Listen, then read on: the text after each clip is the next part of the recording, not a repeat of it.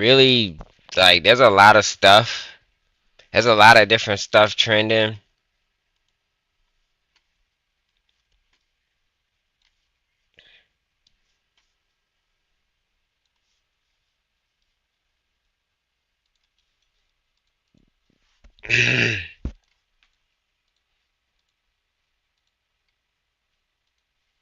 Let me see something. Hello? There's a lot of different stuff trending.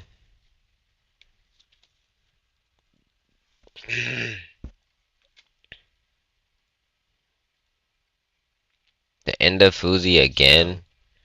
Hello? There's a lot of different stuff trending. Alright, it sounds cool.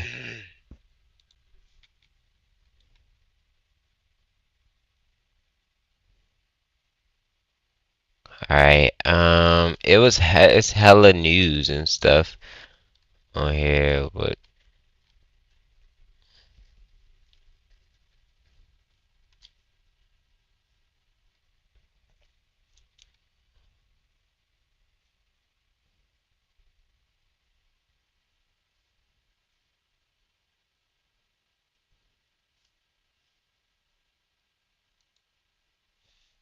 A double rainbow? here it is dumb. That's just You ain't a roller 60 till you kill a 60. not the rainbow That's one of the most dumbest game burger meal. My voice. secret It's an like ad for quotes artists or wanting to policies. voiceovers Like, built especially for why would you want to be a videos, part of something generate high where quality you're not narratives, legitimate unless you kill? exclusive- Welcome to Hood. You're not legitimate unless you kill one of your own. That don't even make any sense. Like, why would you want to be a part? Why the fuck would you want to be a part of something like that? In this episode, I'll be discussing the life of both the Fats. Stephen Giles Donaldson was born on November 17th, 1986, in Los Angeles, California. Fats grew up in the Hyde Park section of Los Angeles. At that time, a treacherous neighborhood wired with gang politics. Fats being thrusted into the gang life was him simply being a byproduct of his cross streets, so him being inducted into the 6 O's was organic. Fats and Nipsey were friends since childhood, but they became even closer when Nipsey moved in with his grandmother off 59th Street and 5th Ave. This is around the time Nipsey and Fats were getting knee-deep in gang activities. Fats was fighting so much he got kicked out of all the local schools and got sent to uni high. All his childhood There's actually somebody who is like really identical to Nipsey Hussle that like looks just like him and everything. He's he was Samoan. tested and underestimated due to his size. Although he was short and pudgy built, Fats had a cold squabble and could pack a punch. He would later incorporate UFC techniques in his arsenal. Fats has been loyal to Nipsey and Black Sam since day one. In the mid-2000s, when Nipsey began pushing his music, Fats was in the street handing out Nipsey's business cards. On various occasions, Nipsey and Fats would be out of state running money plays. One time they were in Vegas hustling. While they were there, they encountered static organ transplants, as well as issues with the police. They decided to cut their losses and drive back to LA. Nip drove the first half, and they stopped in a small town called Barstow, which is considered the halfway point from Vegas to LA. Nipsey and Fats switch places so Fats can drive the rest of the way. A few minutes after he started driving, they get pulled over while having 2 guns in the car. The police end up impounding the car. While Nipsey and Fats are walking back to the Greyhound station in the desert, a pickup truck pulls up and someone inside throws a bottle at the two. It yells, "Fuck!" Fats and Nipsey made it back to LA and would eventually get the car back. When Black Sam was heavy in the game, as an underground DVD bootleg movie distributor, Fats had a key role in facilitating that hustle. He'd be out slinging those DVDs at the Ralph's that was on Crenshaw, and play lookout for the police when Black Sam was trapping out the Vons parking lot in Inglewood. When Sam later went down for this and had to do time, Fats and Nipsey held it down on the home front. While Black Sam was locked up in '08, Nipsey was in New York City signing to Epic Records, and Fats was right there by his side. When Black Sam got out, him and Fats got right to that new hustle, and that was selling clothes. Sam and Fats started out at the intersection vending t-shirts and seeing their merch get confiscated daily by the police. The officer told them to shut the fuck up and get a storefront, so they did. Sam and Fats set up Sloss and Tees while they were still hustling mixtapes. Black Sam got arrested again and they would lose the storefront. That's why I went to sleep. Him and Fats hustled t-shirts and socks again and got the money up to rent out another space in that strip mall, this time called Slauson Ave. By this point, Nipsey's name was ringing in the streets of LA, and everyone wanted to cop the Crenshaw apparel he was wearing. So fans from all over were pulling up to Crenshaw and Slauson. In 2014, the shop got raided again. Another loss. Through hurdles and obstacles, they managed to hang on. Nipsey, Fats, and Sam continued to expand their entrepreneurial endeavors. Fast forward to 2017. Nip, Sam, and Fats bought a dispensary shop at 5956 West Boulevard. That location was previously owned by a Mexican-American man who had been getting extorted by a few 6-0s. That man went to Nipsey and his team about purchasing the spot, and they did. They named it Top Flight, and Fats would be at the dispensary daily to make sure operations were going smooth. During this time, things were getting shaky within the 6-0s. Allegedly, Fats had put his hands on Big U in the alley, which prompted the 6-0s to have an emergency meeting to attempt to hash it out. But allegedly, Fats would go another level and take off on Big U at that meeting. In the meanwhile, the same 6-0s that were extorting that previous owner tried to run the same play on Fats, but Fats pushed back and told him to get the hell on. Shortly after that, another member got There's a video where people talk about you ain't a rolling 60 till you kill a 60. bounds, causing Fats You ain't a real crip till you kill another crip. to send him to the hospital. Then someone within the 6-0s came That's a to quote in their gang. So like, all the whole unity that Nipsey was trying to preach infiltrate what they had going on had inside nothing to the do with him. dispensary. They were able to get the in by allegedly selling Fats grade A weed for a dirt To cheap become a price real crip. under the table. Through that, the 6-0 member allegedly was able to scope out the inside and get further intel at how they were running things. Then on September 29th, 2017, at around 10:45 p.m., Fats allegedly got a call from that 6-0 member to come outside, that he allegedly had some more work for him. When Fats got out front, he saw the car he recognized and started walking to the corner. As he inched up, shots from the light-colored sedan let off. Fats struck multiple times and ran back inside the dispensary where he collapsed. He was pronounced dead. This man survived being around all them gangs and died by his own gang. That's a problem. There's a flaw in this shit. How am I friends with fucking... Well, you gotta think about it. Some people At the are scene at really 11:10 p.m. They're only street smart. So they probably think that is really, really smart in their head. He was 30 years old. Fats was laid to rest at the Inglewood Cemetery.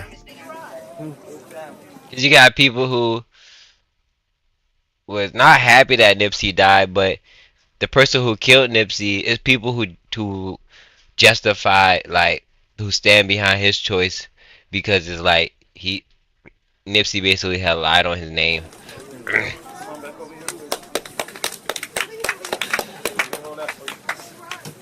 And allegedly his killer is still walking around today. Nipsey was very vocal at how upset he was at the 6-0s for not cleaning up house.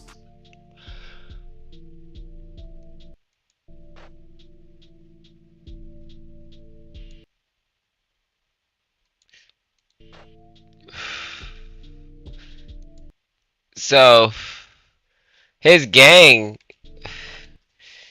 Nipsey was mad that his gang ain't slide Nipsey for would later open up another business in the strip mall. Who his named best C's friend. Barbershop in honor of Fats. Fats' death hit Nipsey extremely hard. At Damn. a time in his life and career were trending upward toward the release of his highly anticipated debut album, Victory Lap. Nipsey would commemorate Fats on Racks in the Middle.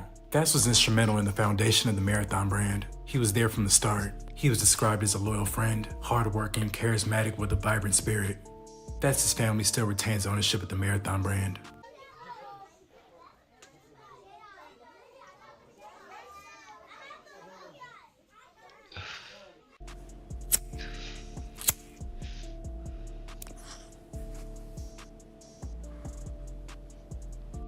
I'd like to thank you guys for watching. Please like, comment, and subscribe. Listing your vacation rentals on Booking.com opens the door to more guests. Like this bunch. These lovebirds. This fine company. For the bookings you You choking or barking? list your vacation rentals on Booking.com.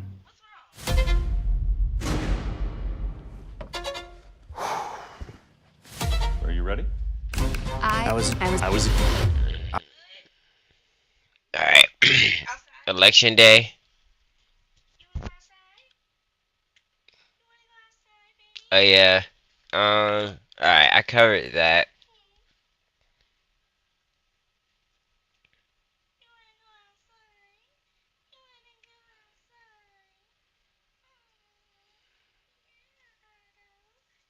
I don't really care about Polo G. Foozy Tube. Ooh.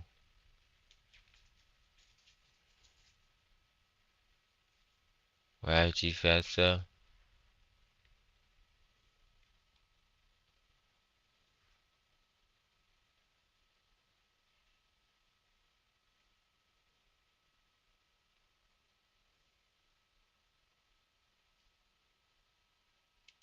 Why does Shaquille O'Neal have gummy snacks? He really put his face on here. Shaquille O'Neal and Snoop Dogg are just doing side quests at this point. I don't want to put this in my mouth. Like, that's the size of my thumb. All right, hold on. It's delicious.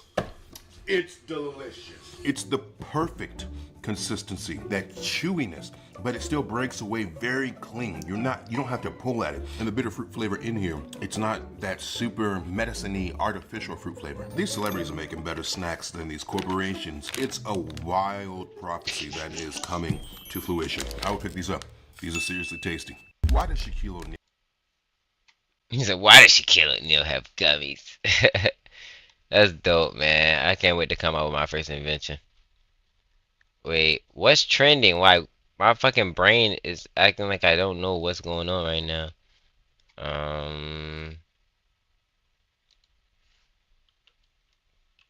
Let me look at this.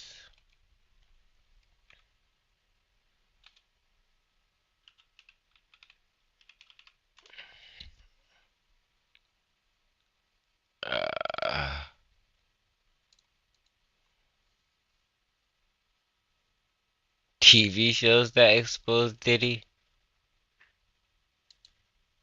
The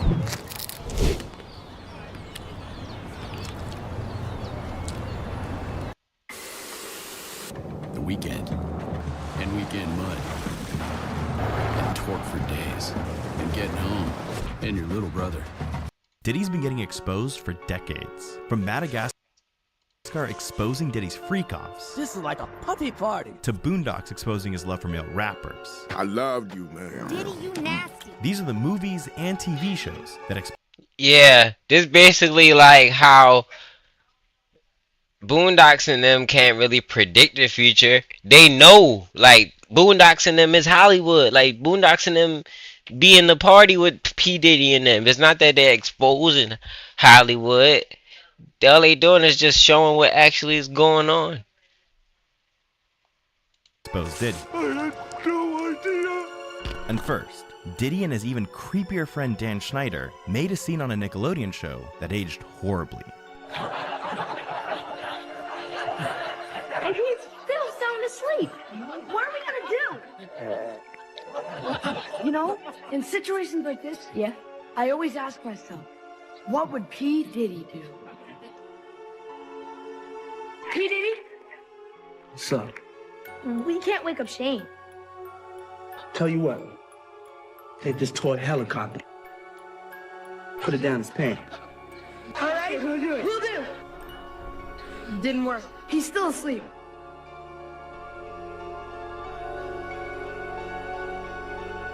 Try this. What type of... Hey, yo! Now next up, what if I told you one of the characters in the Madagascar movie is based on Diddy, and nobody noticed it for 20 years? See, in 2005, Chris Rock, who's a famous comedian and has mutual friends with Diddy, signed on to voice the zebra in Madagascar. And at this point, whole time Hollywood Ben was taking him down, but they was going to do it through... Damn, they was doing it through the media, bro. Cause yeah, Hollywood is connected. That is the Illuminati, and that's what being illuminated is that you know these group of people that some other people don't. Like when you're either in the industry or you're not in. Been hearing horror stories about Diddy for years, so he and the writers teamed up and slipped in a line that exposed Diddy. See, at 36 minutes in, there's a scene where the main character stumbles upon a massive party, hosted by the character King Julian. And at this party, it just so happened to be on an island filled with naked animals dancing on top of each other, which is when Chris's character says this. This is like a puppy party. What kind of zoo is this? I just saw 26 blatant health code violations. See, it's been theorized that King Julian is actually based on Diddy, because for the rest of the movie, King Julian's only goal is to throw parties, and he'll do anything to make that happen, including taking advantage of characters in their sleep. King Julian is based off Diddy?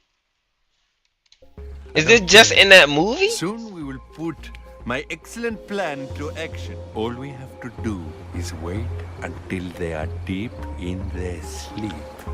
He even goes on to hold the main characters hostage until he gets exactly what he wants. But if that wasn't proof enough, the writers even made King Julian a bit fruity. Come, Maurice. What is a simple bite on the buttocks among friends?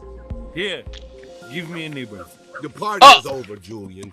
And by 2010, every writer in Hollywood was exposing Diddy. See, in 2024, official court documents were released to the public, and they revealed that Diddy had slept with several men. But it appears the writers of Saturday Night Live already knew this, because in 2010, Diddy appeared on an episode of SNL, already revealed that Diddy had slept. Mr. Combs informed Mr. Jones that he had engaged in with rappers Meek Mill, R&B singer Stevie J. Bro, he actually did this, bro. This is crazy. Meek Mill got his back blown out by P. Diddy, bro. With several men, but it appears the writers of Saturday. All that dream chaser shit, bro. Your dreams wouldn't have came true without you getting your back bent, bro. I'm not trying to hear none of that shit. Saturday Night Live already knew this, because in 2010, Diddy appeared on an episode of SNL playing himself. But during this sketch, Robert De Niro came out dressed as a woman, and it seemed like Diddy was enjoying this a little too much. What's up, snitches? It's indeed a pleasure to meet you. You know, we don't know Diddy, so when we see him doing this, bro.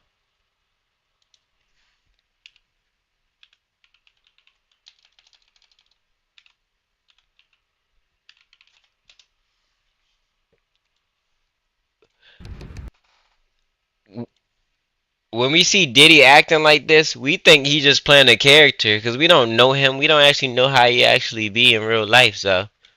And here's where things get even weirder. Yeah, don't front on Blitz. He's spitting high five. Girl, you the one that's high five.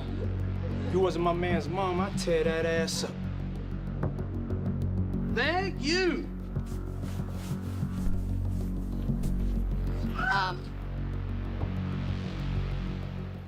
Now next up, we gotta talk about the show Hawaii Five-0, because they predicted Diddy would end up in prison 15 years ago.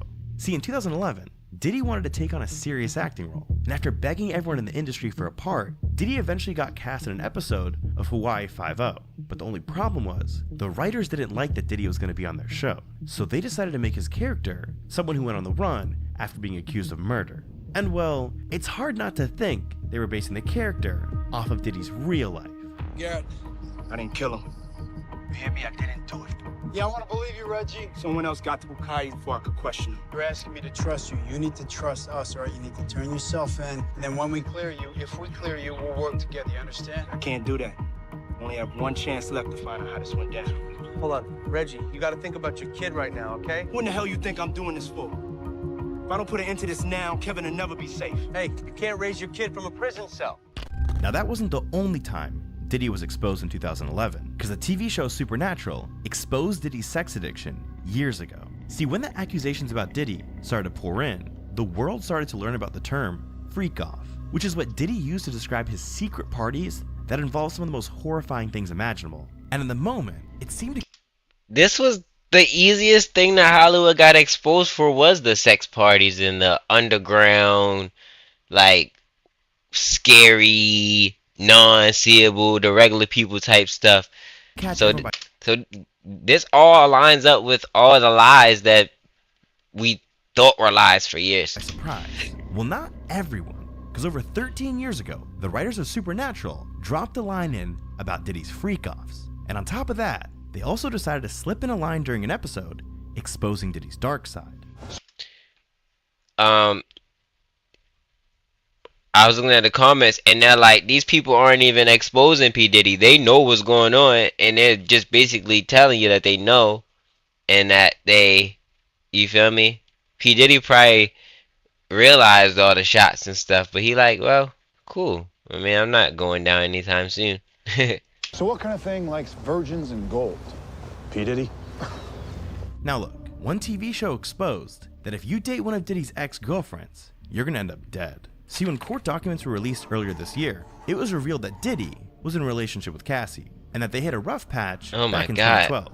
And when the two of them went on a break for a few weeks, Cassie started fooling around with a famous artist, Kid Cudi. But when Diddy found out, he was ready to kill Cudi.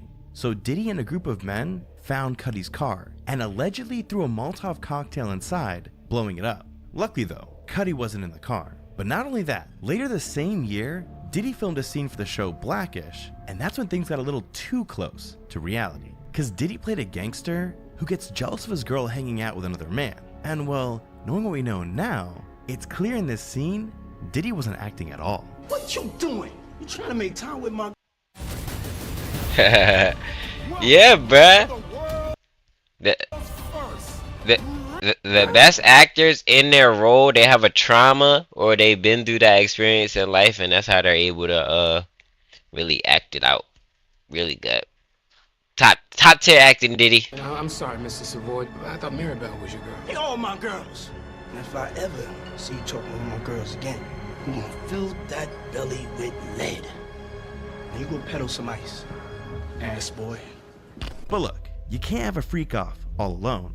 And the writers of The Simpsons realized this too. Because The Simpsons not only tried to warn us about Diddy, but also the people that go to the white parties too. See, for years, The Simpsons have been predicting some of the biggest events in history, like Donald Trump's presidency, the global pandemic, they're not and even the winners of predicting the it, Super Bowl. though. When it came to Diddy, they weren't making a prediction, they were straight up exposing Diddy. Because in 2017, the writers of The Simpsons had never been to a Diddy party, but had heard horror stories for years. So they decided to do an episode exposing Diddy's infamous all-white parties. Oh, it's a white party, just the kind I used to throw. Although we interpreted the theme a bit differently in those days. Whoever is throwing this magnificent to-do knows how to enjoy their wealth. Yeah, they even said it on a deserted island and referred to it as a white party. But it gets even crazier, because the guests all looked like people who had been linked to Diddy, like Beyonce, Will Smith, and Flavor Flav. And they had characters doing all sorts of crazy things to show how ridiculous Diddy's parties really were.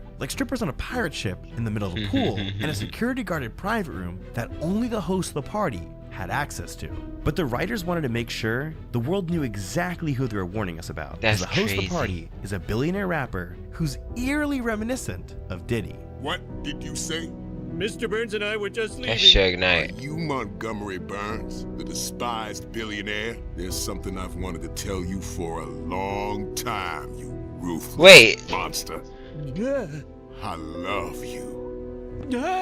With how dangerous we know Diddy is, it's surprising The Simpsons felt comfortable exposing him here. But cartoon... Wait, that wasn't Diddy that the cartoons just exposed. That was Suge Knight. What the fuck? That's inaccurate. Weren't afraid of Diddy. You had shows like The Boondocks exposing his love for other rappers, and Family Guy clowning him for his face. But no one exposed Diddy more than the creators of South Park, because they'll make fun of him any chance they get. In fact, they've made it a point to trash his name in 5 different episodes. But one episode in particular had way more than just jokes. See, for years, people have accused Diddy of setting up the shooting of Tupac, and just 6 months later, when Biggie was assassinated, people thought he was behind that too. So in 2004, South Park aired an episode of Diddy exposing him as a murderer. Puff Daddy? Your friend Kyle told me you don't understand the importance of voting. Apparently you haven't heard of my Vote or Die campaign. Vote or die. What the hell does that even mean? What do you think it means? But in 2024, there was one final movie to warn the world about Diddy. Now before we get into all of that, this video is only possible because of our sponsor Kalshi. See, Kalshi is the only legal way. Wait, Diddy kind of do look like 50 and it's Cent. legal in all 50 states, making it the only platform that's been able to pull this off. Plus, they've made it super easy to bet on whoever you think will win. All you gotta do is download the Kalshi app, sign up, and you're ready to start placing bets. So for example, if you think you know who's gonna win between Trump and Kamala, this is your big chance to win. Because if you look at the current race, Trump and Kamala are trading at about 60-40. So if you place a bet on Kamala for $100 and she wins, you'll walk away with 250 bucks. That's a 2.5x on your money. But politics aside, Kalshi lets you bet on almost anything. Rotten Tomato scores, what temperature it's gonna be. You can even bet on music.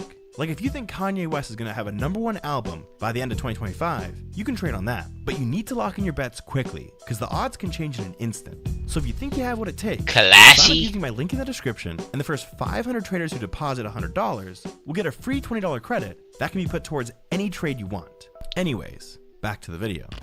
Just a month before his arrest, it was exposed exactly how Diddy tortures his victims in the movie Blink Twice. See, in August 2024, Blink Twice hit the box office, which follows a billionaire who invites women to his private island, where they spend the entire weekend doing drugs and partying. But as the movie progresses, some of the women start acting weird and others slowly disappear. It's revealed the billionaire had been drugging the women with perfume. Now this movie was made before any of the news about Diddy broke, including the recent news about Diddy allegedly using baby oil to drug his victims during freak-offs. But how could the filmmakers have known about this? Well, when you look into who directed the movie, it all starts to add up. Because as it turns out, Zoe Kravitz, the daughter of legendary musician Lenny Kravitz, was the director. And if you look into Lenny's past, you'll find that not only did he party with Diddy all the time, but they even made music together. So it all makes sense that Zoe, who spent her entire life around her father, would know all of Diddy's secrets. And Zoe's not the only one who started to speak out. Diddy's entire empire has begun to crumble. It's hard to say exactly how Diddy's trial will go in May, but one thing's for sure. Every secret he's got isn't going to be so secret for long.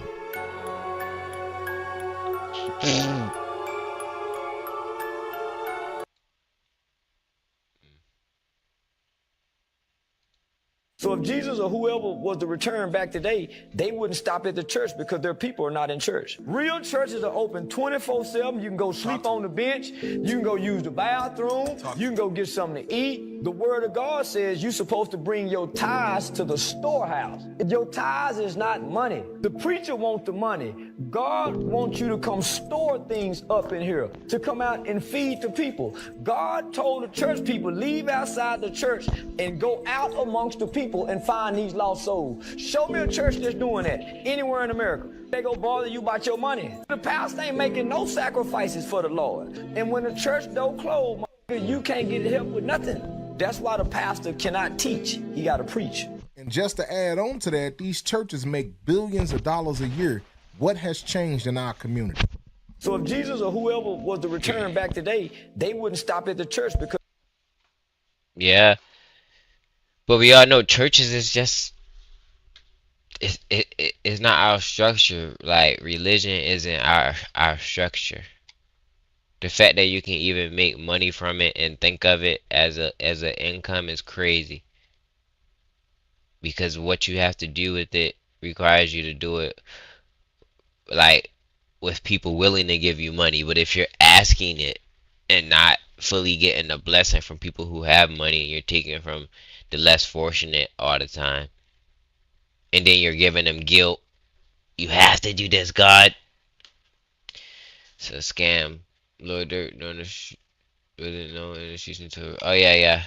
The holidays. It's a good video. Holiday trips and holiday bonding.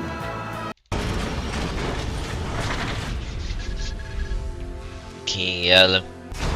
Oh, so you knew D-Thing? That was my boy. Me and D-Thing, I was on the block when JoJo got killed. D-Thing was in Central City on the block. Where's Daddy from? I was right there. JoJo got killed. Motherfucker hit that corner, hopped out with sticks. I thought they was finna kill his ass that day. I was scared. Damn. This nigga BD, they just killed JoJo. The whole time they just ran past. But yeah. You were on the block the day that they killed JoJo and they ran past you. Not where they killed, not that killed JoJo, but when JoJo got killed, I was in Central City. When we got the news, JoJo got killed, and I think it was so crazy because that was like the same day.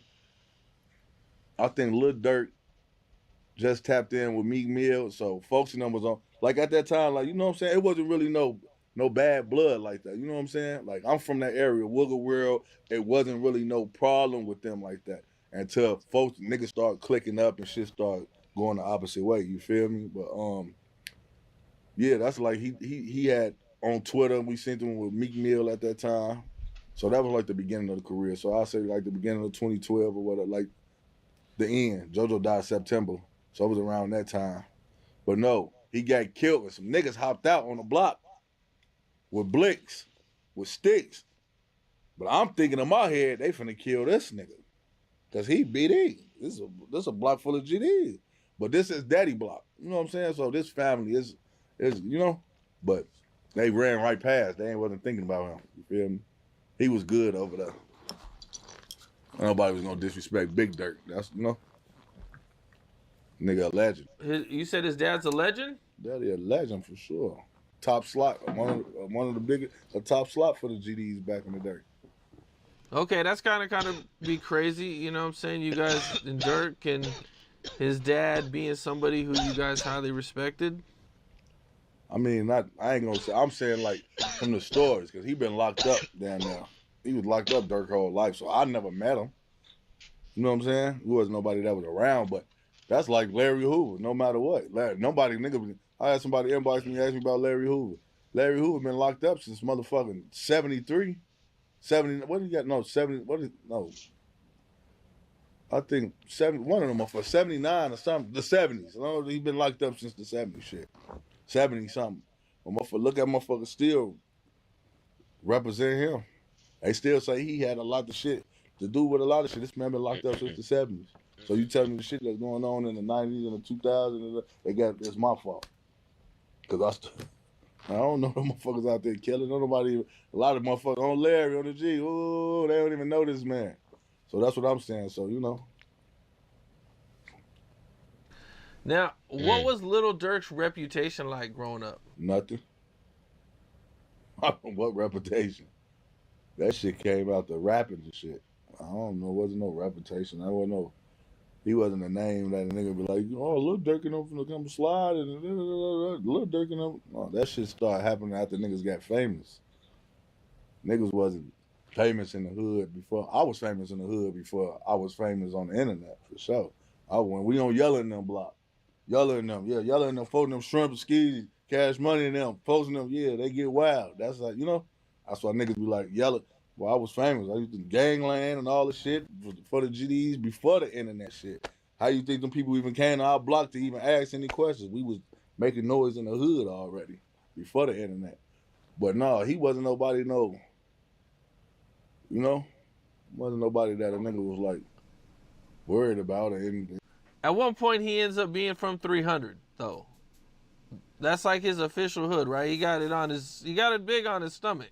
Yeah, that was some BD shit. They all started that shit. Lamron 300, Chief Keef and them old block 300. That was just some BD shit. I don't know where they got that shit from. That was something that they made up, I guess. Oh, okay. When was the first time you started hearing about Little Durk being in the streets? Just the rap shit? Like, yeah. That was after the rap shit, was he like always, was he like a good kid? I ain't hear about a lot of them niggas ain't make no noise until the rap shit. You know what I'm saying? Couple dollars, you know, a little money in their pocket. Then now, you know, you could be whoever you want to be. The internet lets you be whoever you want to be. But I don't. So you think the music played a big part in who Little Durk turned out to be? Man, Lil music Durk and the internet. Lil Durk was the trophy for them niggas, man. Chief Keef was the trophy first, but Durk ended up being that. But I guess shit, Chief Keef's still a trophy because he the one that's here. He the one that's lasted. It's about who win at the end. I guess I'm probably a trophy because I'm right here talking to you. When you get behind, when you dead and you in that motherfucking that box, man, it's over with for you. It ain't no, especially with them type of charges. But I can't sit here and be like he was a name that a nigga was like. A lot of them niggas, it's not a name that a nigga was like. Fooling them was, you know, no. That's why you got exactly what you hearing now. Murder for hire. You're not the one. You wasn't the one that was doing this shit. But obviously, I guess paying the hits for this shit or whatever, putting money on niggas as they say. I really don't know how to even believe that because these is this nigga homies, man. You don't gotta pay your homies to go kill nobody. So some of that shit might be bullshit. I'm not paying my homies to go kill nobody. This shit, if you not my homie, you ain't taking care of that business, you not supposed to already know what to do. This part of the streets, you in the streets, you know what to do. Don't call me and say, da da da or wooty woo woo. You know what to do already. Especially, I'm him. Don't call my phone and talk to me about nothing. I'm not even nothing. I promise. If nigga call my phone to say anything about anything, I'm hanging up on you. I don't know what you talking about. And I might knock you out when I see you for even calling my phone and saying some shit like that. You know what I'm saying? What are we talking? Ain't no talking about nothing, man. Pull up to the spot, man. I don't know. Still don't even know to do that. You see, they wearing wires and shit. Niggas get the wires on. A nigga jam, putting niggas in the jam. What's up? This is Cam. He said the nigga Capone. jam We got hitting more- niggas in the jam. That's funny. The only truth in Rome is power. I own you now. Deny me, and you. Welcome back to the channel. It's really hard to believe every piece of information that's been coming out about not only members from OTF, but the head honcho of the label himself, Lil Durk. I have a pretty interesting story I want to share with you guys that could make you see OTF and Lil Durk in a completely different light. And trust me, this story has it all: betrayal, conspiracy, and a twist involving people in King Von's circle that nobody saw coming, even me. I want to tell you guys everything I've seen about Lil Durk's arrest and the dangerous layers of secrets and alleged crimes involving him and his closest associates in OTF. Stick around until the end of the video while I slowly peel back the layers of what's turning into one of them. Leave a comment in the comments section letting everybody know what you, but based on that could as well. Guys really need. Without wasting any time, let's get right into the video. As you guys already know, I like to give you some background of what's happening so you can get a clear picture of the purpose. These allegations are so dead serious that they've thrust him into a legal whirlwind. The arrest that Lil Durk is facing right now comes from his alleged involvement in a murder-for-hire plot. Yes, a whole murder-for-hire plot, allegedly aimed at another rival rapper named Quando Rondo. But in a twist of tragic irony, the hit reportedly missed its intended target, instead taking the life of Quando's close friend, Lil Pop. We've all seen Quando Rondo hang around King Von and Lil Durk many times before, which means they all definitely trusted each other enough to be around each other. To think that someone you hang around can easily just choose to put out a hit on you instead of trying to talk things out is truly unbelievable. That just goes to show you that seeing drill rappers hang around each other means nothing, because they can easily turn their backs on each other if one of their own gets killed. Take a look at a few clips of Quando Rondo hanging around Lil Durk and King Von before Von passed away. It's funny how these clips didn't mean anything in the end. Take a look. I'm saying though, they got 63rd niggas, some dirty ass niggas, man. What y'all niggas talking about? I'm talking about. Hey, listen though, man, the nigga on 64th, and y'all 63rd niggas over there smoking crack and shit. Nigga, Lil Durk about to come on. That's why I'm about to. Hey, listen, I'm about to get on. Cause my nigga Lil Durk about to come on, real street nigga. Hey, but before he come on, when I say fuck, they love each other. 63rd, fuck. Fuck you talking about, nigga, neighborhood. Hey, before we go into this motherfucker, we gonna do it for the trenches one time in this motherfucker. Let's get it, nigga. Damn, yeah, Quando saying fuck 63rd. All because, yeah, that's not genuine, bro. Like, I'm not about to just say fuck your ops because we making music with each other and shit and we hanging out. Like, that's crazy, because now it's people that I never saw that I'm beefing with now. So you telling me I could die from a new character that I don't even know who I'm beefing with, bro. You know everybody you beefing with. If I try to join and fight your ops, I'm fighting people that I've never saw before. Like, that's something that I was like, bro, I don't know if I can do the gang shit, because it's like, if I die by somebody who I don't know, that is dumb as shit. That is so dumb. You on a block. These people know these cars that spin through already. These people know what their kids and the same people in there look like. You knew. This is all new. You can fuck around die from one of your friends' cousins. You don't even know what people look like. Like, you don't know what people look like, bro. And that's a huge problem.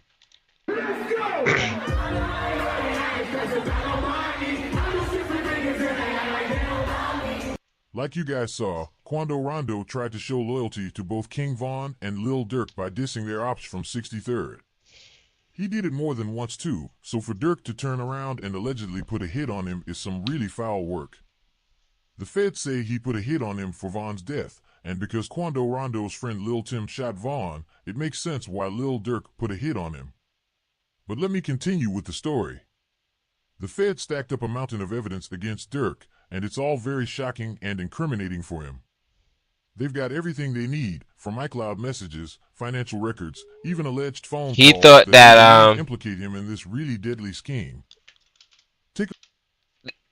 this whole thing happened all because he didn't want to give King Von a feature. And me and Yumbo didn't want to give King Von a To feature. look at this picture put out by Say Cheese TV talking about it, and the court document as well.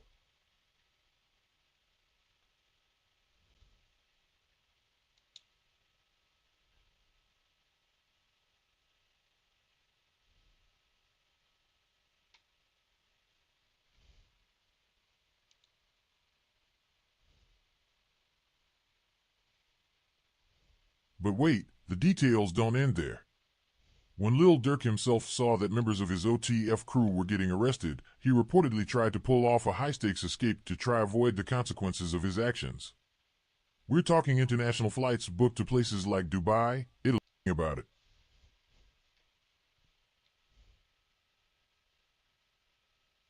Diddy tried to do the same thing, and we all saw what happened to him, so I don't understand why Durk couldn't just figure out that it won't work.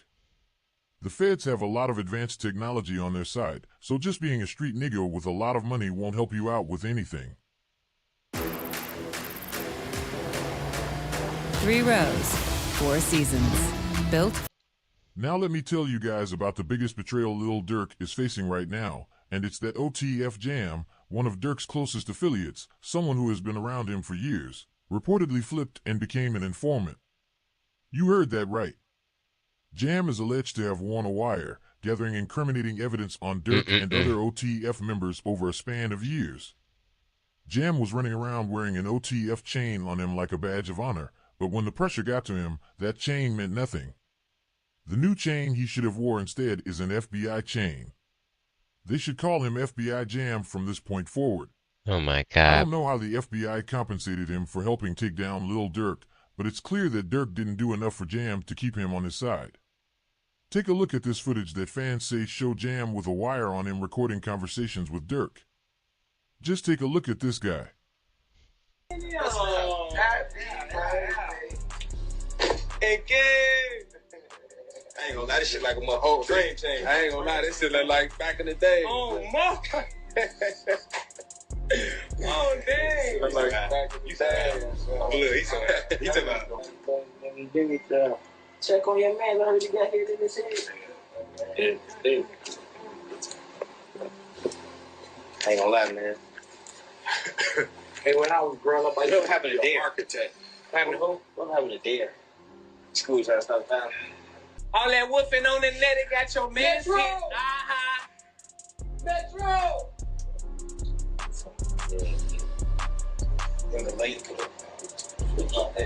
I ain't moving like that. That's it. I say, y'all gonna call your mom, bro. I say, hey, who get his ass, Jerry? He slipped me over that bitch. I roll over, arm mark. Oh, dang, he found me with a cast. I lift my shit up. I'm like, man, this nigga booming, man. He laughed. He said, I ain't do that. I say, slow and Keisha. Trying to tell him. I ain't know without spending so much. Keep my shit right on that. I gotta get the gym and get it tatted over there. Hey, look. Incredible. I understand why fans say this footage shows Jam recording Durk's conversations. Like you guys saw, he was acting very nervously around his brothers, almost like he's hiding something. That's some truly foul work. I know for a fact Lil Durk's heart is broken right now. I mean, just imagine, your right-hand man, someone you've trusted, someone who was supposed to have your back, secretly working with the feds to bring you down. This isn't just a betrayal, it's the kind of twist that shakes the foundation of what loyalty is supposed to mean. It's funny how when King Von died, Durk's charges with King Von from Atlanta were let go because of prosecutorial discretion.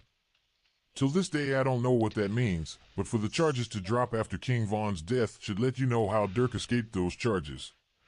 Jam snitching played a massive role in Durk's arrest, and it gave the feds enough evidence they likely could not have obtained otherwise without his help.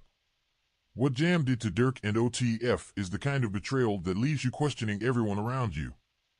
How could someone so close, so trusted, turn around and wear a wire like that?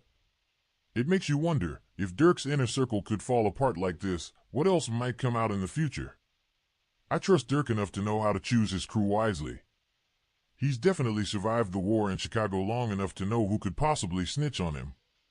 So if someone in his own circle that he's chose and shouted out in Psalms himself could snitch on him, imagine what people outside OTF who know Dirk could say to the feds too. What happened to the old Block 5 in the FBG Dirk trial shows you that snitches can come up everywhere, and you wouldn't even so their families, sending a chilling message to anyone even considering to testify. So pick your words wisely if you choose to expose something about Dirk's arrest really cracked down OTF's foundation, just like King Von's death did. And in Dirk's case is pretty bad enough on its own. Here's something else that happened that put a stain on King Von's name. King Von's mural recently got vandalized, just right after Lil Durk got arrested. Okay. Take a look at the mural.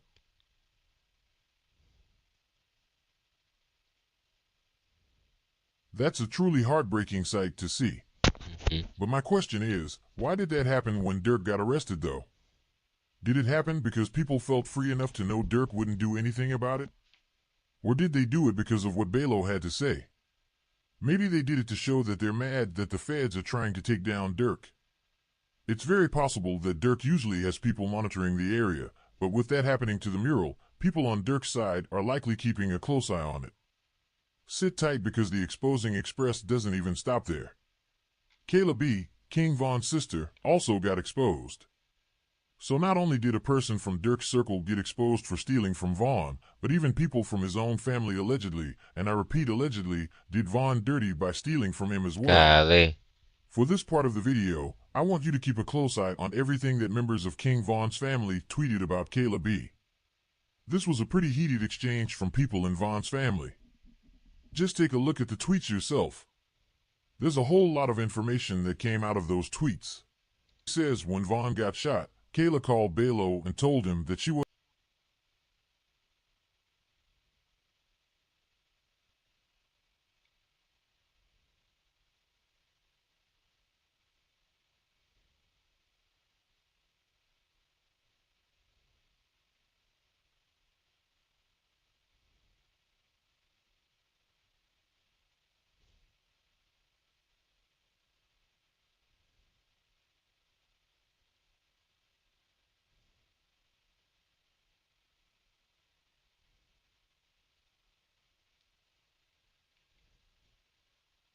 wasn't anywhere near Vaughn that night, even though she was definitely present.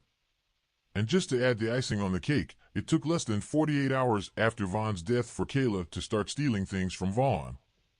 After that, MK says Kayla was texting Belo during his funeral while the other people at the funeral were crying. Apparently, she was texting Belo because she was upset that she didn't get her own picture with Vaughn in the obituary, yet her siblings, who she allegedly doesn't like, were the ones who actually had pictures with Vaughn. She says Kayla hated that Vaughn had a genuine family that loved him, a family that he loved back as well. She also says whenever Vaughn wanted her around, he actually sent for her to come through. Kayla, on the other hand, had to force herself to be around King Vaughn or even on him as well. It gets even worse. Apparently, Kayla was texting someone saying that the suit that Vaughn had on at his funeral was ugly. She also says that the only thing Kayla wanted was to be the only sister that Vaughn had. To end it all off, she says that if Vaughn was here, Kayla knows she would have been finished for playing with Vaughn's mother. She also says that one thing King Vaughn doesn't play about is his family. That was definitely a lot of information to process just from this one family member alone. We've all seen photos of Kayla and Vaughn together, but to find out that she actually forced herself to be around him is really shocking. Another person named Mona Lisa also came out after Kayla. She basically said that Kayla stole from Vaughn and gave something to Dirk instead of giving it to his mother. She says she was more of a sister than Kayla ever was because Vaughn loved her. She says she showed up for every court date, didn't miss any meal and phone call. She says that when every time Kayla came to Vaughn's court appearance, she somehow almost got him another charge, which is why she told him to stop coming to the court appearances. Apparently, even Dirk cut her off after she snitched on Vaughn about an Uber case, and apparently she was intimate with Dirk too. That was all some wild info from Vaughn's family member as well. I actually wanted to get Kayla's tweets too to see what she had to say to respond to them, but apparently the tweets got deleted. One thing I want King Vaughn past Post Malone is back at Raising Cane's. Post Malone posters are available to support a good cause. Raising Cane's Chicken Fingers. One love. The way. Asian Doll claims that he didn't actually kill Vaughn because the bullets he fired didn't match the ones that killed Vaughn. So who actually killed him? As you guys already know, a lot of people took out guns to try and shoot right after Vaughn's body hit the ground the day he was fighting Quando Rondo. It wasn't only Lil Tim, but a few other people from Vaughn's side who actually wanted to protect him, and the undercover police officers who were allegedly trying to control the situation. So who does Asian Doll say actually killed King Vaughn if it wasn't Lil Tim? Let me show you the tweet that she posted first. Take a look.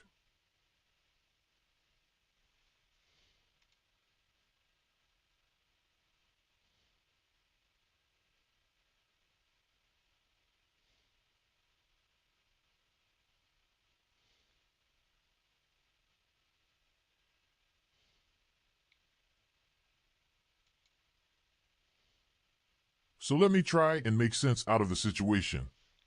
Lil Tim, a few of King Vaughn's associates, and the undercover police officers took out guns the moment Lil Tim started shooting at Vaughn. I wouldn't say Vaughn's friends would shoot at him at that moment, and Asian Doll says Tim didn't kill Vaughn. That only leaves the undercover police officers. So to me, she's implying that the police are the ones that shot and killed Vaughn. That's a pretty bold claim to make. But what she said makes things more clearer to me. The reason why is because when King Vaughn's cousin Balo already came out in an interview saying Vaughn got shot 8 times instead of 4, like we all saw on the video. That means half of the bullets that went through Vaughn came from somewhere else, and apparently they came from the police officers. Take a listen to what Balo said. But Louis got shot and Slutty got shot. They saying that Louis and Slutty gone. But Vaughn said he got shot one time. I'm like, what the fuck you mean Louis and Slutty gone? Like, what's going on? Like, what happened? Mad you. I started my clothing line in July. So I had my first photo shoot for Cruel Culture in November 6th, to be exact. It was coincidence. I had my first photo shoot November 6th. So I ended up having to like put it on hold because I'm like, I'm not gonna do no photo shoot because I hate getting bad news when I'm doing something. I'm gonna put it on hold till I found out that he good and he in the hospital and he good. And so next, she like, he got shot 1 time.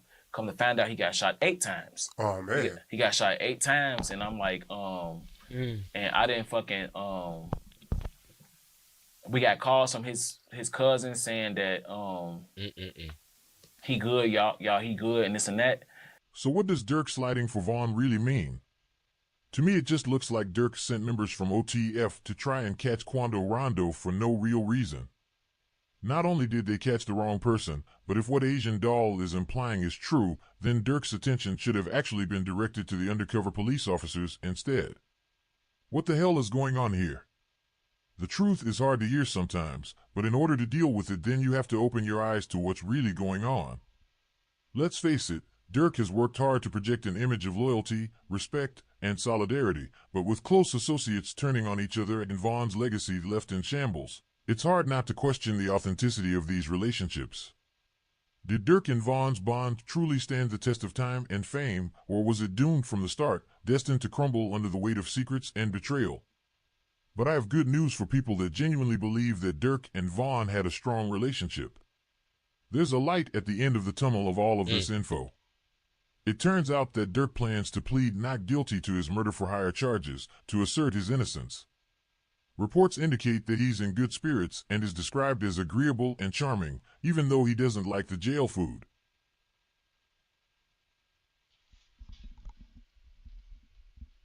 Maybe we can get to hear Dirk's side of the story if he ever comes out, but taking into account what everyone close to him had to say about the people around him, then it definitely looks bad for Dirk inside and outside the jail. Take a look at what Dirk's son had to say about his father's arrest.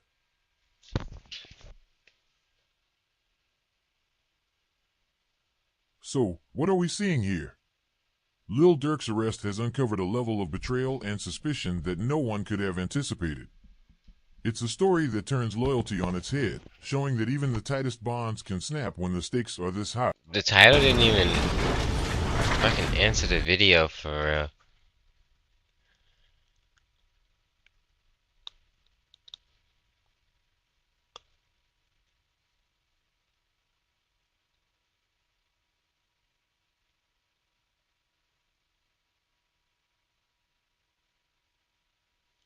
What the hell?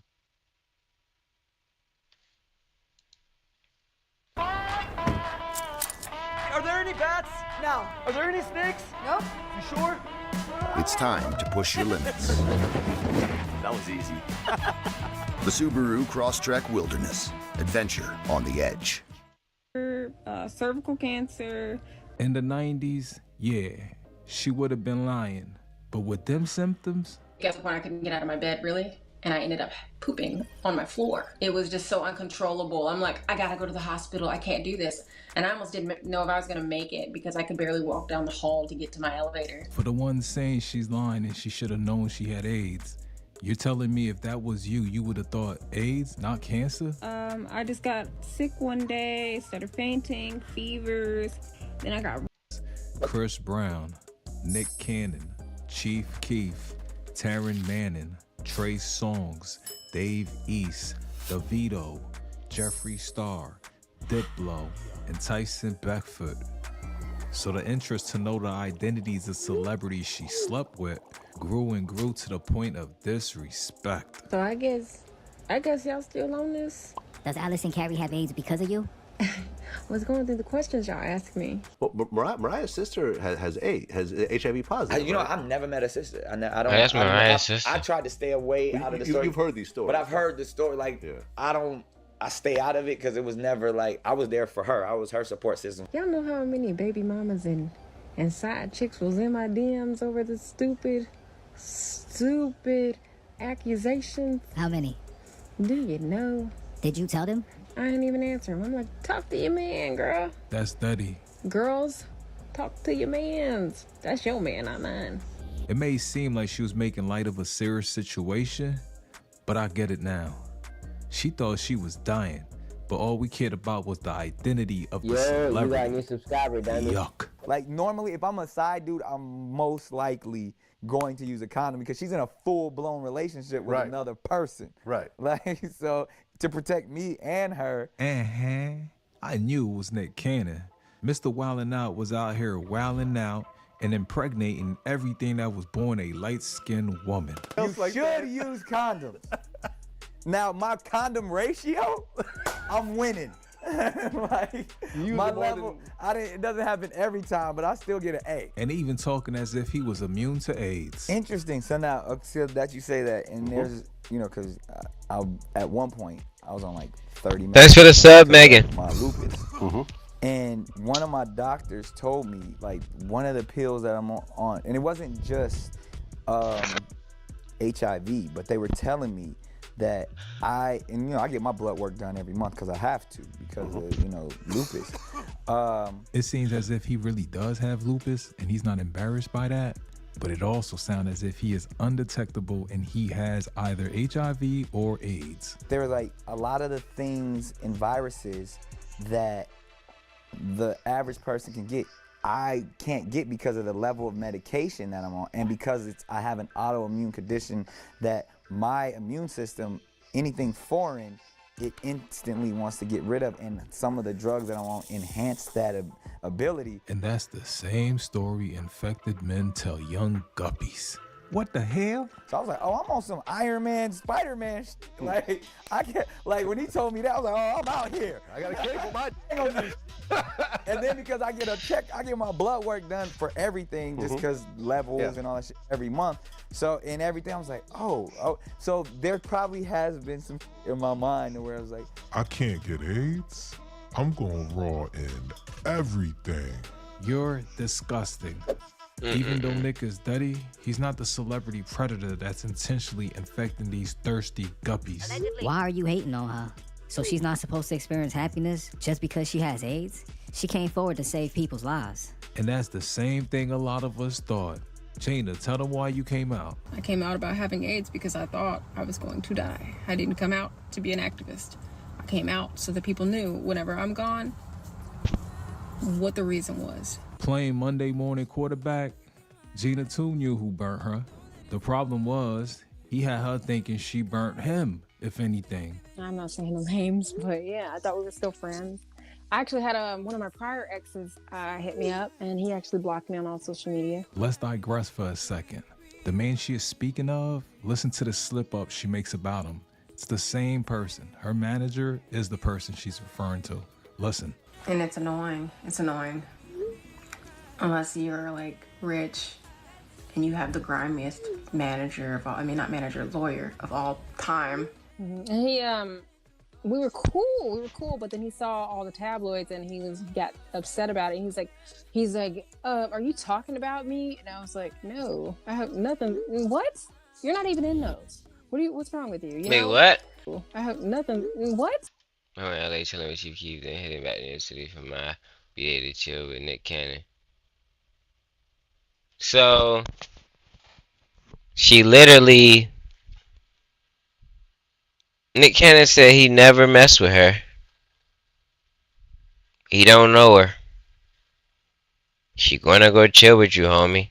Obviously, if she out in LA chilling with Chief Keef, she's somebody who can hang around these people. What's going on, bro? What's going on, Nick Cannon? You're not even in those. What's wrong with you? You know? And I actually haven't mentioned him, which is, oh, my eyes going blurry. Sorry. And you can tell right there, she realized she was victimized. He's someone I don't really talk about. I was with him for a really long time. Here's the thing, did she really care for him, or was it just the attention she was getting from him? I was in a relationship for a while when I lived in New York. I wasn't a cheater. So I was with him for almost 3 years. You know, I done fell in love with you and all this. And This dude allegedly knew he was infected, told the world he was in a way where he could get away with it. Because who would really be the wiser? That's dirty. he could... Say it. I always wonder if he could have been the person. And that's exactly what I said. She knew who it was. I don't know, man.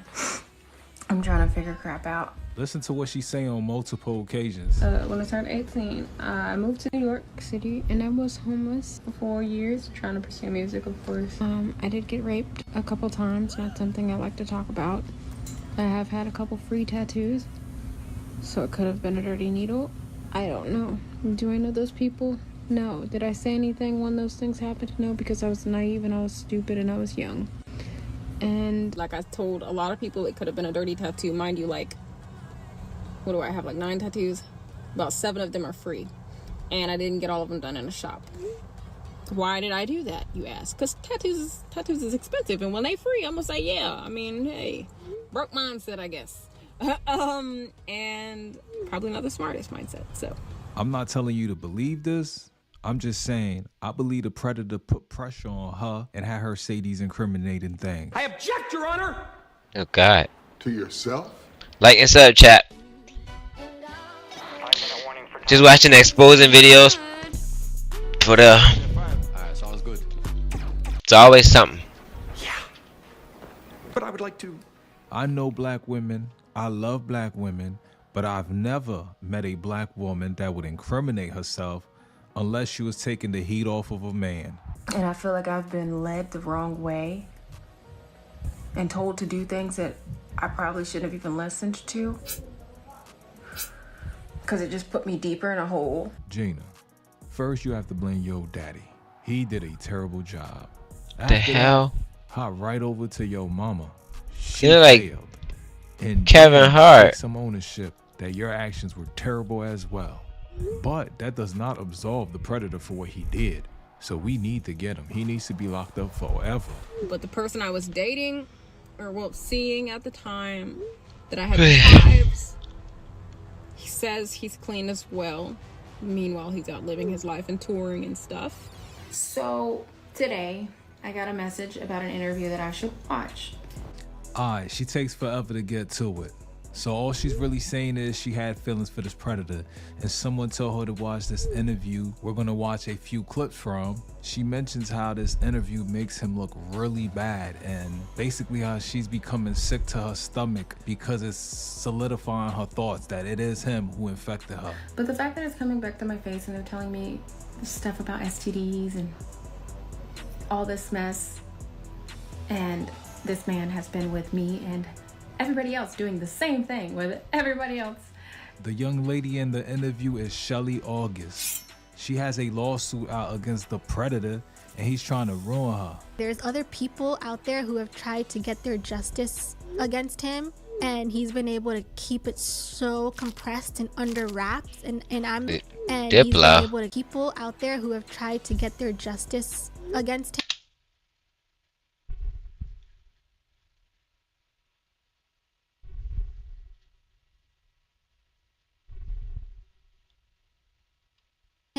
And he's been able to keep it so compressed and under wraps, and I'm the only one who's kind of basically still standing, and he's still doing everything he can to push me so far into a wall where I just have no escape, and just like put me in like financial ruin basically. I'm gonna let her tell you who he is. Oh my god, it's Diplo. Thomas Wesley Pence. He got upset that I asked him if it's true that he has herpes. I'm gonna get to you in a second. Shelly, you was raised better than that. I grew up Christian, and I grew up kind of like in a semi-strict household, like very structured, and I wasn't like a wild child, and I was like also such a prude. Like I said, I grew up Christian, and like my intention was honestly to wait till marriage. Is it bad parenting if your child don't know how to use the advice you gave them? Not at all. That's why it's kind of just like, how did I get here? And that's no shame to you. I put that on your daddy. He failed you and your mama. My parents actually just... That's like school. Like if you don't know how to apply the stuff that you learned the past 8 years, or even in school, like in our whole life up until we're 18, you failed something. You don't know how to fucking start the microwave and press it to. You don't know how to turn the stove on and cook something. Like, recently divorced. Oh, no. Last November. Yeah. Now back to that dirty dog Diplo. And I said, well, she's the one actually who told me that you have herpes. So is that true? Like at this point, you guys hadn't had sex before the herpes, No. right? You suspected he was burning, yet you still slept with him? What? Raw? Yeah, but you have to remember that it was under the pretense that he was clean. He kept saying, I get tested as much as a porn star. Yeah. So if you get tested as much as a porn star, I'm assuming you're clean. That's like, why, why do you need to get tested as much as a porn star if you're clean?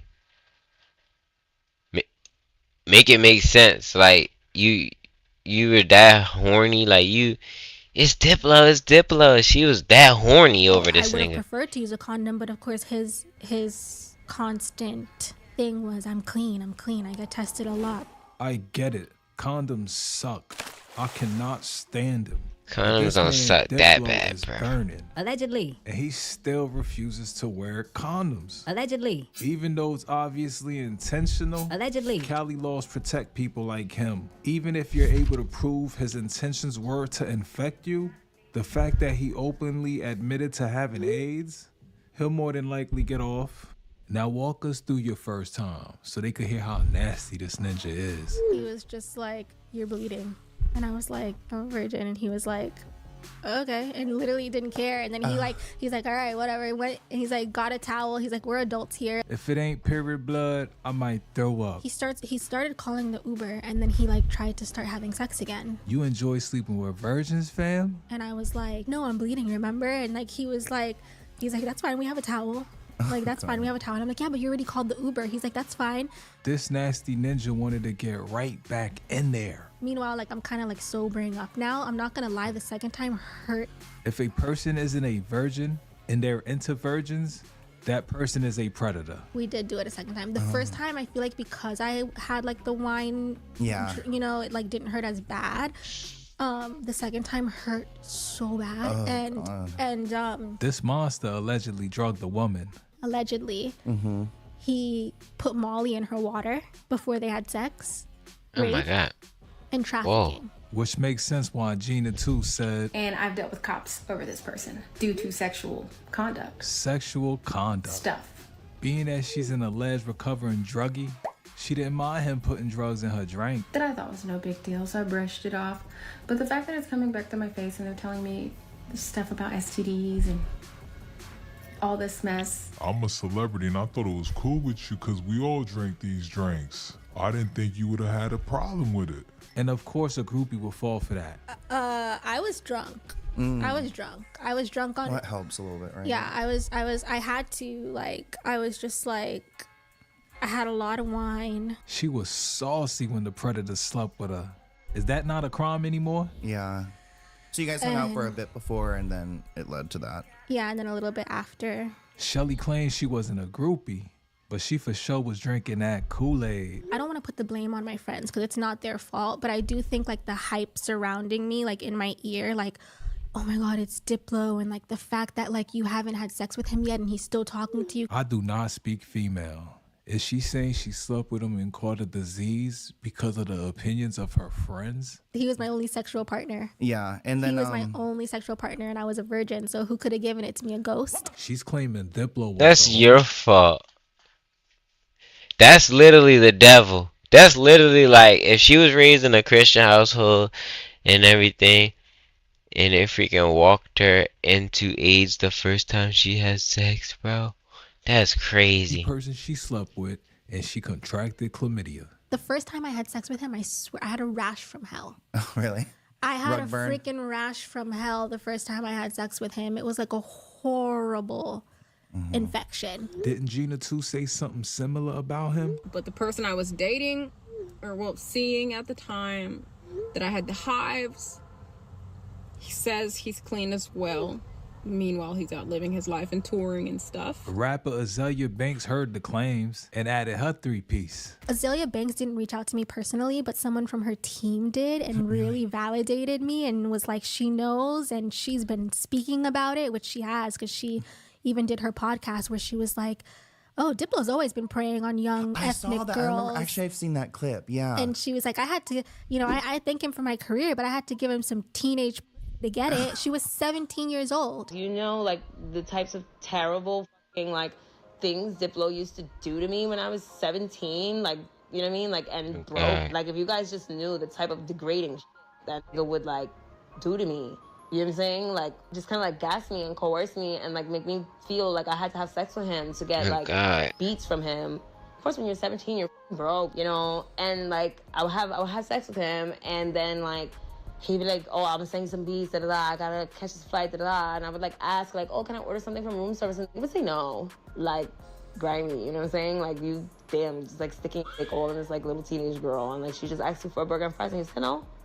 Okay. Diplo's not an idiot. Allegedly. He's a clever predator. Allegedly. He told the record label, you could drop the girls off. I'll take care of them. So the record label probably did not know what was going on. Allegedly. They were sending these young women to Diplo, thinking he's going to take care of them, not knowing what's going on. Allegedly. And these women feel desperate because at the end of the day, they have nothing. They told everyone they were going to make it, and they're now in a whole different state. With nothing. Like, I was really sad. Like, really sad.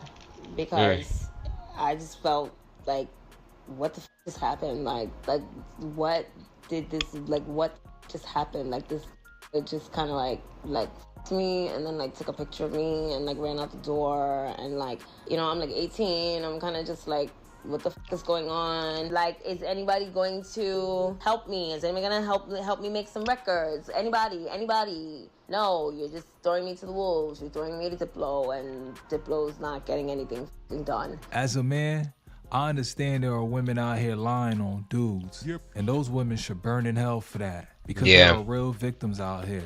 You know, what if this is the person who did this to me and he's living his best life? What if that's not even true? And I kind of just said it out of like spite because of him being like... You can't have assumptions because it just makes an ass out of you and me. That's what they say.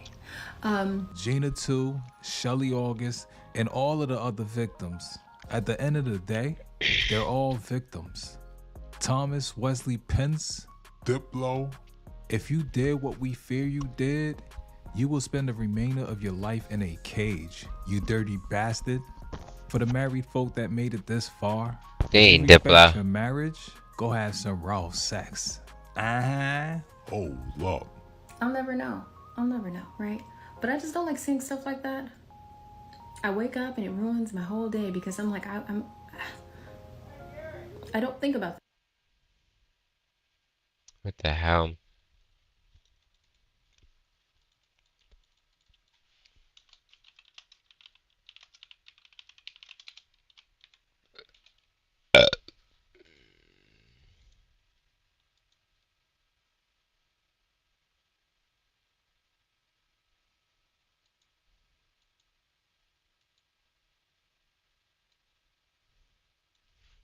I don't even get what just happened. This thing, my computer tried to have an AI moment and it just didn't.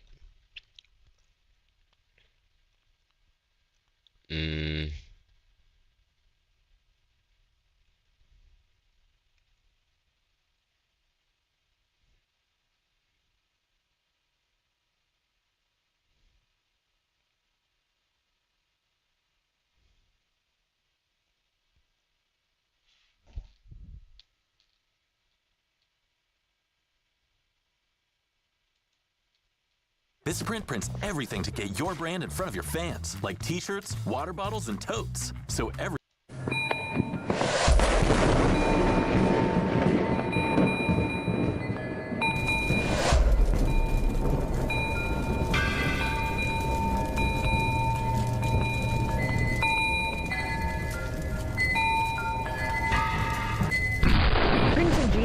rapper King Von and his group were at Opium nightclub before making their way here to Monaco Hookah Lounge, then to the parking lot where chaos ensued. 26-year-old Devon Bennett, also known as rapper King Von, shot and killed after a deadly fight erupted in front of Monaco Hookah Lounge.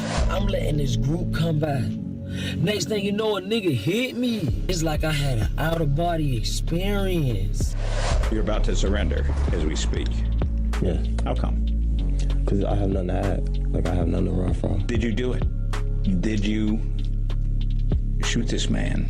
Did you commit the other crimes of which you're accused? No. Friday, detectives from Atlanta and Chicago testified in the criminal case against rapper Lil Durk in Fulton County Court. They say around 5 in the morning on February 5th, Lil Durk, whose real name is Dirk Derek Banks, and his co-defendant Devontae Bennett were seen on camera involved in shooting Alexander Witherspoon, a person police say they knew. The rapper and Bennett listened to the evidence against them in court. Police told later that night the victim, Banks, Bennett, and others went to a nightclub, a gas station, and ended up in the parking lot of the Varsity. That's when Witherspoon said he was robbed and shot.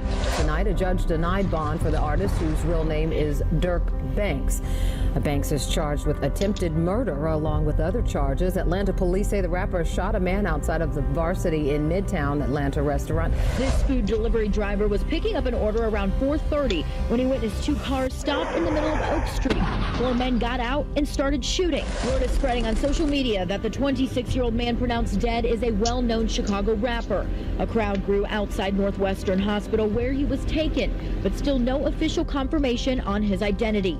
A 36-year-old man and 26-year-old woman were also shot and are in serious condition. It was back in August of 2020 that Carlton Weekly, who went by the rapper name FBG Duck, was gunned down in the city's Gold Coast while shopping. Attorney John Lausch says this is a federal case because it falls under federal racketeering organized crime statutes. Charged are 30-year-old Charles Liggins, 28-year-old Kenneth Roberson, 22-year-old Christopher Thomas, 22-year-old T. Carlos Alford, and 22-year-old Marcus Smart. There are now 5 people in custody who weren't in custody before. 5 people who were alleged to have committed a murder in broad daylight in the middle of the afternoon in the city of Chicago, okay? And now it's known to them, and it's known to anybody else who might be committing similar acts of brazen violence, right? And who may brag about it or not brag about it, that their day has come. 31-year-old Tristan Hamilton performed under the name FBG Cash. Police say he was driving near 81st and Ashland when the shooting occurred. A 29-year-old woman who was asleep in the car was seriously wounded. Hamilton was part of a group of rappers known as the Flyboy Gang. Right now, the search is on for 3 people who police say shot at a Savannah rapper, killing a member of his entourage. It happened in Los Angeles, and cameras captured aftermath. It all started at this mobile gas station at 5:30 Friday evening. LAPD says witnesses heard multiple gunshots, then watched a couple cars zoom off. 3 people in 1 car shot at this black Cadillac Escalade. It's unclear if those inside shot back. It ended at Santa Monica Boulevard. Deputies found it peppered with bullet holes and a shattered window. 1 man inside, a member of Ronto's entourage, had been shot. The 23-year-old was taken to the hospital where he died. The rapper Lil Durk is arrested and charged in a murder-for-hire scheme. Prosecutors say he hired a crew who tracked, stalked, and attempted to murder a fellow rapper he had beef with. Prosecutors alleging Lil Durk ordered the killing of fellow rapper Quando Rondo with whom Dirk and his associates have had a violent feud dating back to 2020. Rondo suspected of being involved in the murder of Little Dirk's friend, fellow rapper King. Think your grocery bill is high now? Just wait. A massive corporate merger could send skyrocketing. Yo, what's up, people? And they say what they got on your shit. So I had people come like, yeah, he shot me and shit. But people come like, yeah, he killed. So we really trying to rebuild the community. Doing a lot of shit for the community, shit like that. What's your story? My sports shit, I just got out of jail for beat a body into attempts like, December? I started rapping shit. You got the reputation of a savage in the streets. Every time something happen, they blame Vaughn. Nah, they don't. So now they don't. You in jail for 2 murders? One murder and 2 attempts. I just beat. How you beat that? I mean, you didn't do it. You speak on your upbringing, you know how it was growing up in your hood.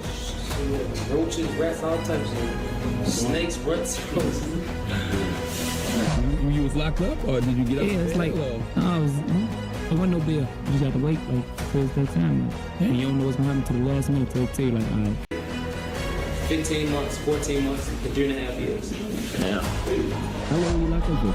3.5. How old are you? I know you're young. I started, I got booked when I was 19. I just got out when I was 20. You want to trial, you go to court. When you try, you want that shit have like 4 or 5 days straight to go to court. And they say what they got on your shit.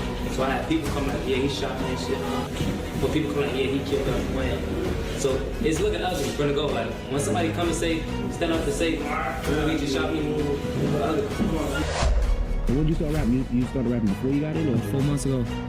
4 months ago? Yeah, for sure. What you do? You said you was on parole, so that means you served some time before the body. Yeah, I was on the out for 4 months. They got booked for a phone before that. How did you meet? Probably good. So when you get out, he just tried rapping. Like his first song was like super cool. Let me step back for a minute, y'all. I can't say that King Von is the sole reason for everything that Lord Dirk got going on. You know, because that takes accountability away from Dirk. And Dirk got to be accountable for his own actions. But what I can say is, King Von was definitely a attributor. You understand what I'm saying? And the reason why I wanted to reintroduce y'all to King Von is because at the time of King Von's death, I don't think we knew that. I mean, no, now. Back then, because he was relatively new, y'all. Even though King Von had a huge impact, King Von's career only lasted 2 years. So in a 2-year time frame, how did King Von do so much damage that it's still a ripple effect 4 or 5 years after his death? You know? And part of the reason I think is because Dirk might have brought King Von on too fast. You know, he might should have eased the man. If you listen to how King Von talked on the Breakfast Club and the 16 Shot Up interview, King Von was braggadocious. You know, King Von loved the fact that he was fed. You know, when people saying King Von, a lot of them tuck their tail because of King Von gangster resume.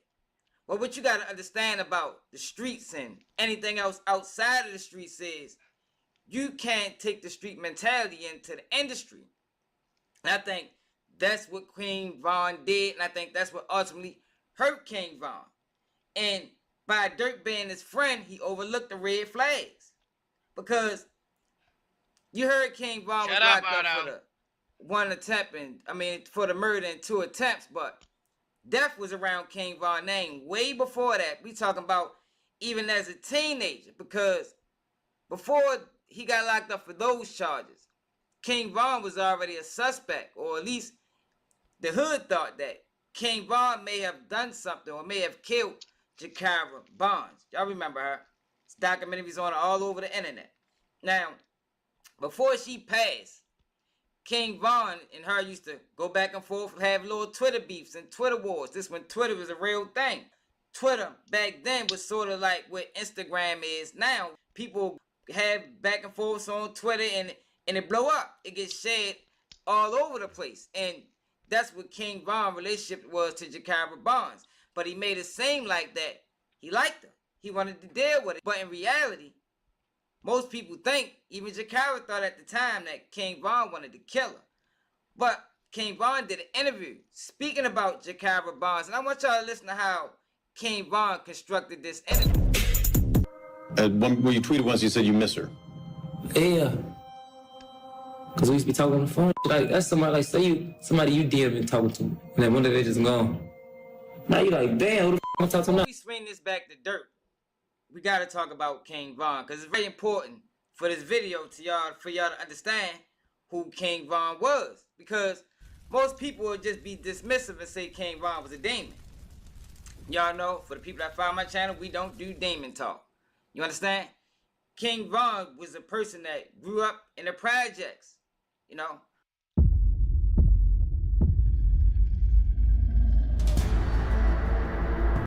Probably experienced a lot of death in his family or around his family or just in his life in general. Matter of fact, I think his father was a victim to gun violence when King Von was either a kid or before he was born. I don't know the exact dates.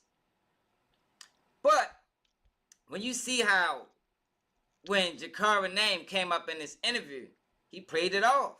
You know, King Von was a guy that enjoyed and loved the streets. It's a lot of guys out here like that. But I don't know how that correlates into the rap industry, because you can't have 1 foot in the streets and 1 foot in anything else. It always fails. Yo, the streets is a powerful force. And when you in the streets, it's either you in or you out. You can't have it both ways. This ain't Jay-Z and R. Kelly best of both worlds. It won't work. Baller. It won't work. And that's why it didn't work for King Von, and it's looked like it ain't working for Dirt.